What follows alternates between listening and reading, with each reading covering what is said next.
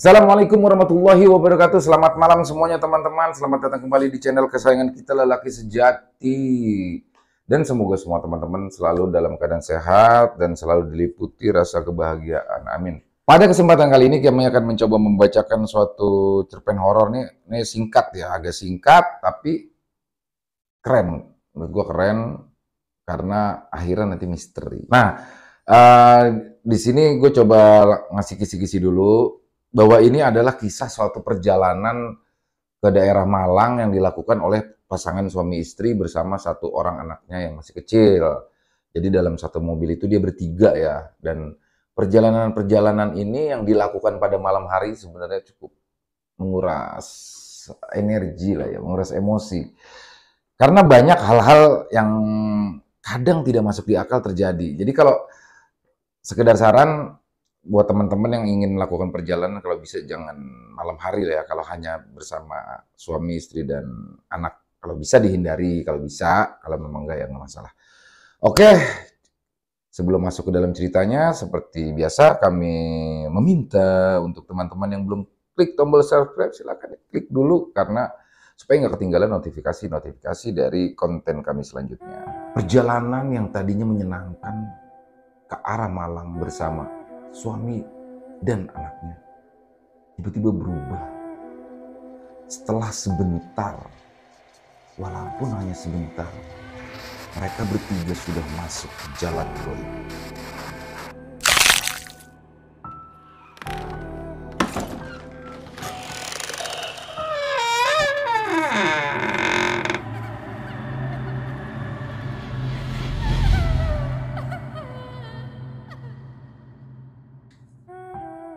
2017, hari sudah mulai gelap ketika kendaraan yang ditumpangi Yuli melewati kota Jember. Sebelum tengah malam, dia menargetkan untuk bisa sampai di pusat kota Malang.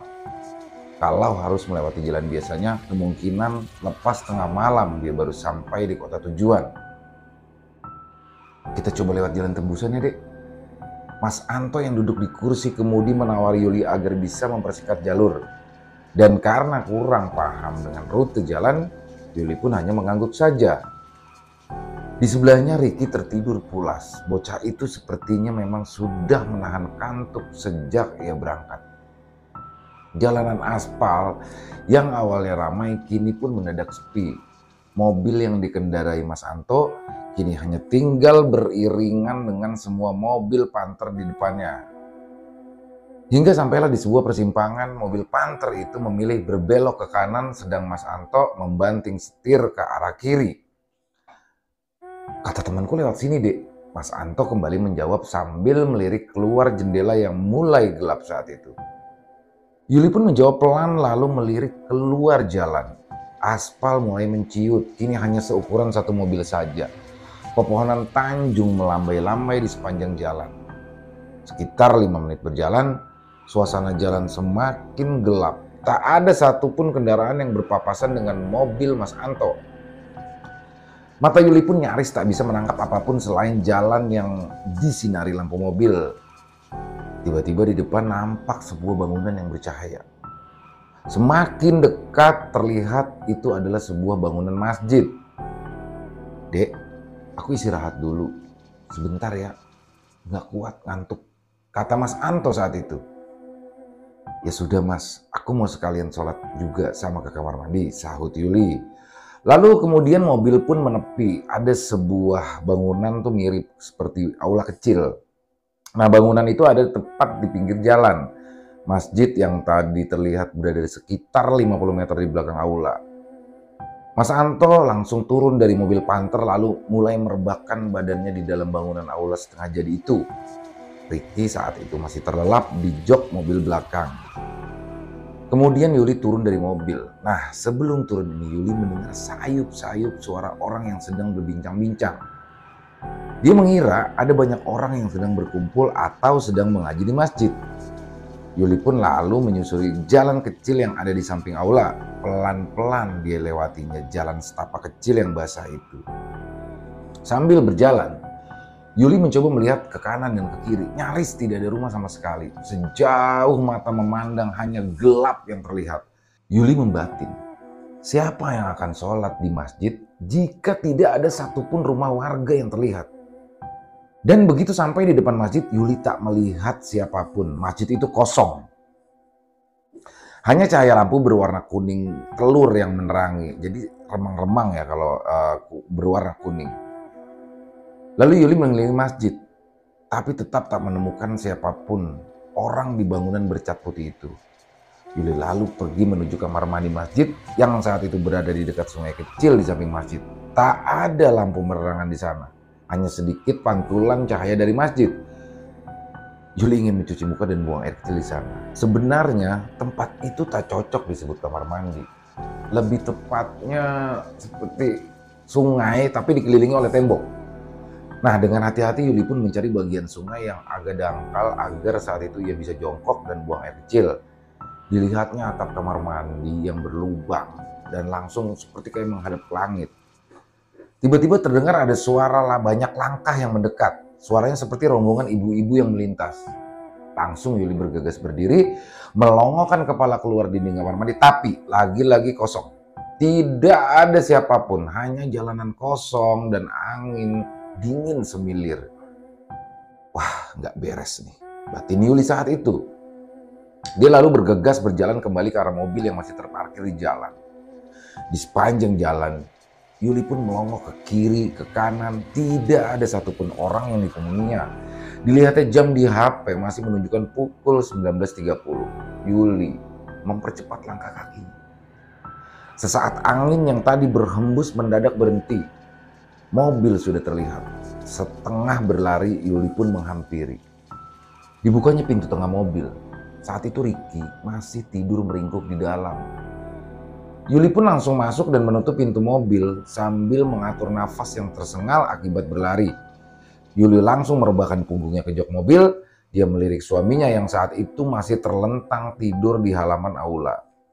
Saat itu Yuli berniat membangunkan suaminya setengah jam lagi sebelum kembali melanjutkan perjalanan. Yuli tak berani melihat ke sisi yang lain. Semuanya memang tampak gelap, tapi seperti seolah ada yang mengawasi mereka. Saya seperti dari beberapa sudut gitu. Nah, akhirnya Yuli memilih memindahkan pandangannya ke arah langit-langit mobil. Rasa kantuk tiba-tiba menyerang. 2 kali menguap, Yuli sudah terbawa ke alam mimpi. Dia seolah tak bisa melawan rasa kantuk yang mendadak muncul itu. Di dalam tidurnya, Yuli kembali mendengarkan suara keramaian. Mirip seperti suara yang ia dengarkan sesaat setelah mobil berhenti. Perlahan Yuli membuka pintu mobil. Kali ini suasananya tak lagi gelap, malah ada banyak cahaya terang. Mobil-mobil dengan berbagai jenis terparkir di depan dan belakang mobilnya. Yuli lalu melihat ke arah masjid. Ada banyak orang kala itu yang sedang duduk di atas tikar. Cahaya terang dari lentera yang dipasang di tiang-tiang menyinari mereka. Yuli pun turun menghampiri orang-orang yang duduk di atas tikar. Kebanyakan saat itu mereka adalah orang tua ya. Dengan baju kebaya khas lah orang tua dulu. Lalu bagian bawahnya menggunakan jarik dan kerudung polos berkain tipis.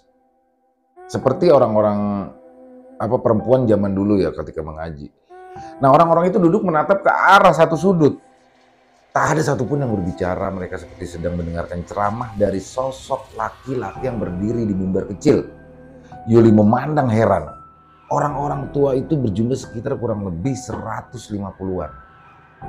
Wajah mereka kosong menatap ke depan. Padahal tadi terdengar sekali suara mereka berbincang-bincang.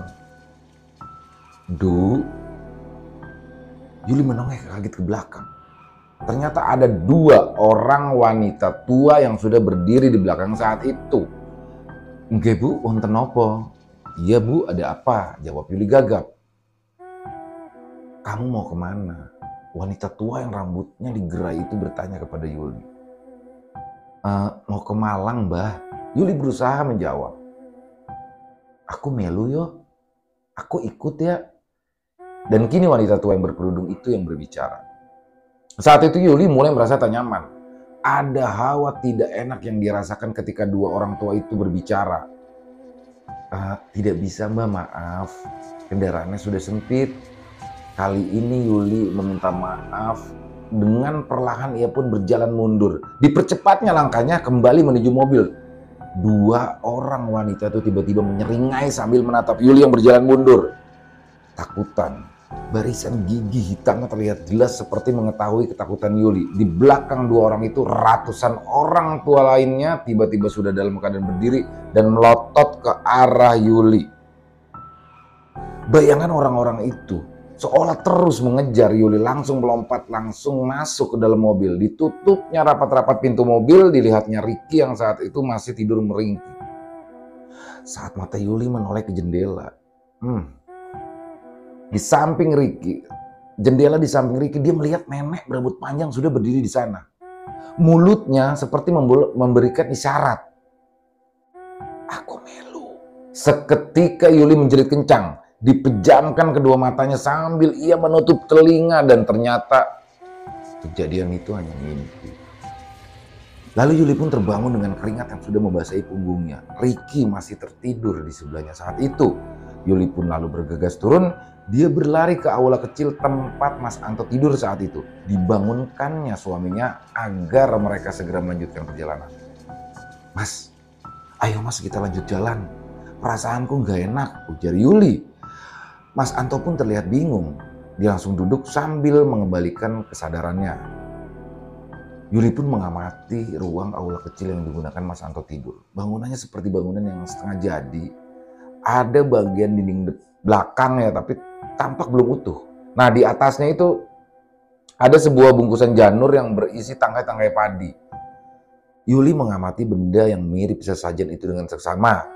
Di bawahnya pun ada ceceran bunga mawar segar yang tampak seperti baru rontok dari bunganya. Nah setelah kesadarannya cukup pulih, Mas Anto pun langsung berdiri. Dikeluarkannya HP dari sakunya lalu mulai menyalakan senter. Dan Yuli pun berjalan di belakang sambil memegangi kaos belakang suaminya. Tangan Mas Anto terus menyenteri jalan yang ada di depannya. Dan ketika mendekati mobil, tiba-tiba Yuli menjerit lagi. Dari HP suaminya terlihat ada makam yang ternyata berjajar ke samping jalan tempat mobil parkir. Jumlahnya tak hanya 1-2, tapi ratusan dengan nisanan yang ukurannya bermacam-macam. Makam-makam itu terlihat seperti makam baru. Dan melihat pemandangan itu, Mas Anto tampak ikut khawatir. Dia merasa ada sesuatu yang tidak beres dengan tempat itu. Dan tanpa banyak bicara, ditariknya tangan Yuli agar segera bergegas masuk ke dalam mobil. Mas Anto langsung menghidupkan mesin. Yuli pun memilih duduk di belakang di samping Ricky. Dan ternyata saat itu Ricky sudah bangun. Dalam posisi duduk seperti anak yang sedang kebingungan. Wajahnya menatap bingung ke arah luar jendela. Yuli pun mendekati Ricky. Lalu berusaha menutup jendela mobil di sampingnya yang terbuka separuh. Nah, Yuli mendongak. Seperti ada yang memanggilnya saat itu. Aku melu. Suara itu terdengar lagi. Yuli tersentak mendengar suara itu. Matanya melihat nenek yang menggunakan kerudung sedang berdiri sambil tersenyum di balik jendela. Mulut Yuli menganga kaku. Matanya menatap lekat ke wanita yang sempat muncul di dalam mimpinya tadi. Yuli pun tegang. Barulah setelah mobil melaju sekitar 15 meter, Yuli pun kembali tersadar dan tubuhnya saat itu langsung lemas bersandar di jok mobil. Nah sambil mengembalikan kesadarannya, Yuli mencoba melihat ke arah spion. Lampu masjid dan aula yang tadi didatanginya mendadak mati. Bayangannya kembali hitam pekat. Tapi mobil terus melaju sampai setengah jam lamanya. Anehnya, Yuli saat itu tak melihat sedikit pun penampakan kampung atau pemukiman. Hanyalah deretan pohon cemara gunung yang berdiri rapat. Lalu, siapa yang sholat di sana? Batin Yuli. Dan 15 menit berselang, jalanan gelap panjang itu tak kunjung berujung. Mas Anto tampak mulai membaca ayat-ayat suci Al-Quran. Sejak keluar dari aula, Mas Anto tak mengeluarkan satu kata pun. Yuli pun mencoba mengikuti bacaan-bacaan yang dilantunkan Mas Anto. Nah, 10 menit kemudian, barulah tampak ada cahaya di depan. Mas Anto langsung menancap gas mobil dengan kencang, rupanya ada persimpangan. Nah, begitu tiba di jalan besar, Yuli dan Mas Anto terkejut. Ternyata jalan yang mereka tuju adalah jalan yang pertama mereka lalui. Ada jalan yang ada semuanya benar-benar sama dan tanpa pikir panjang lagi, Mas Anto mengambillah jalur yang ke kiri. Dia memilih menggunakan jalur reguler yang memang bisa digunakan untuk menuju kota Malang. Di tengah jalan, keterkejutan mereka berdua sepertinya belum selesai. Tak sengaja, Mas Anto mendahului sebuah mobil Panther. Dan ketika berada di sebelah mobil itu, Yuli mencoba mengamati kendaraan itu lebih dekat. Ternyata mobil itu adalah kendaraan yang sama dengan yang sebelumnya sempat berada di depannya ketika akan memilih jalur pintas di awal perjalanan. Nah, di sini gue coba memberikan kayak ringkasan ya. Jadi buat teman-teman ini karena ceritanya singkat, tapi gue suka nih cerita-cerita yang di akhirnya tuh misteri begini nih, nggak dijelasin gimana. Jadi mobil Panther ini bukan mobil hantu ya, bukan mobil hantunya mobil Panther ini. Jadi tadi kan ketika di awal cerita itu mobil dia dengan mobil Panther bareng. Nah, mobil Panther ngambil kanan, dia ngambil kiri. Itu posisi dia udah 1 jam lebih tuh dengan istirahat, tidur, terus jalan lagi. Pas dia balik lagi, dia berada tepat di situ, masih beriringan dengan mobil Panther yang tadi. Jadi selama berapa jam itu dia ngapain, dia kemana? Jadi ini keren. Jadi kayak dia saat itu dibawa ke alam gaib ya, kalau menurut gue sih gitu. Keren. Cerpennya gue suka yang begini dan semoga teman-teman semua terhibur, para penikmat horor. Mohon maaf apabila ada kesalahan dalam berkata-kata dalam penyajian ceritanya tadi. Mari kita ambil hikmah yang baik-baiknya saja dan buang yang buruk-buruknya. Sekali lagi buat yang like, yang suka bisa tekan tombol like, tombol jempol. Terus yang punya pendapat lain tentang cerita ini silahkan bisa tulis di kolom komentar.